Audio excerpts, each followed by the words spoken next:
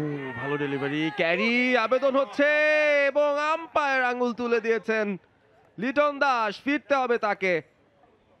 New batter Liton Kumar Das.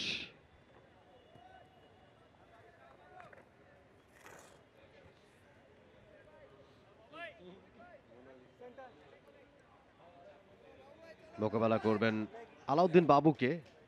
Guard নিয়ে নিচ্ছেন আম্পায়ারের কাছ থেকে লিটন দাস, আর একজন এক্সপিরিয়েন্স ক্যাম্পেইনার।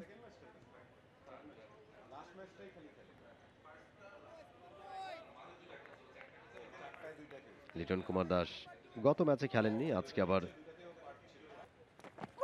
বসুন্ধরা সিমেন্ট প্রান্ত থেকে লেগ স্টাম্পের উপরে ছিল, কবজির মোচরে ঘুরিয়ে দিয়েছেন, দিয়েই খুব সহজে দুবারের জন্য স্ট্রাইক রোটেট করেছেন।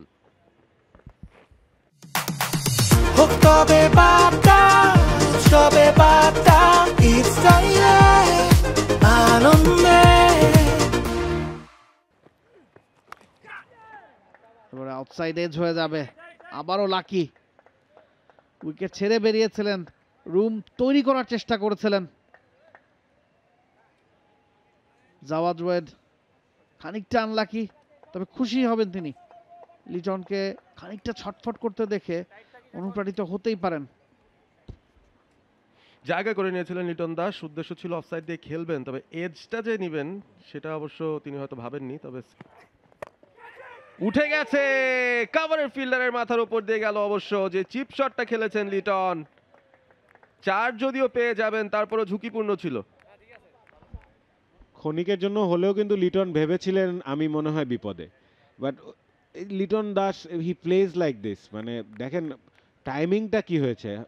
Yes it was in the air, but যে প্রপার টাইমিংটা হয়েছে, বল কিন্তু বাউন্ডারি লাইন পেরোতে বেশি সময় লাগেনি, নিজেকে আটকে ফেলেছিলেন শেষ মুহূর্তে। ও ভালো ডেলিভারি, ক্যারি আবেদন হচ্ছে এবং আম্পায়ার আঙ্গুল তুলে দিয়েছেন। লিটন দাস, ফিরতে হবে তাকে। আগের বলটায় 4 পেয়েছিলেন ঠিকই তৌফিক আহমেদ, একটা সেটআপের মতো করেই বল করেছেন। আগের বলগুলো ভেতরে ঢুকছিল, এই বলটা বেরিয়ে গেছে। লিটন দাস হকচকিয়ে গেলেন, একটা ফেইন্ট আউটসাইড এজ এবং চমৎকার একটা ক্যাচ আদিল বিন সিদ্দিকের কাছ থেকে। দারুণ চেঞ্জ, ক্যাপ্টেন সাব্বির রহমান রুম্মন খুব ভালো চেঞ্জ করেছেন। দেখেন লেংটা জাস্ট একটু টেনে দিয়েছেন, কিন্তু আর আনসার্টেন ছিলেন লিটন দাস, শটটি খেলবেন কি খেলবেন না। এর আগের বলেই কিন্তু কিছুটা আনসার্টেনিটির মধ্যেই ছিলেন, এবং ঠিক পরের বলেই যে জায়গাটায় বল করেছেন তাওফিককে ক্রেডিট দিতেই হবে। বড় উইকেট, লিটন দাস ফিরে যাচ্ছেন 34 বলে 23 রান করে। গুলশান 94 2 উইকেটে। For more updates, subscribe to our YouTube channel and click on the bell icon. Follow us on Facebook and Instagram. Download T-Sports app to enjoy exciting games and highlights.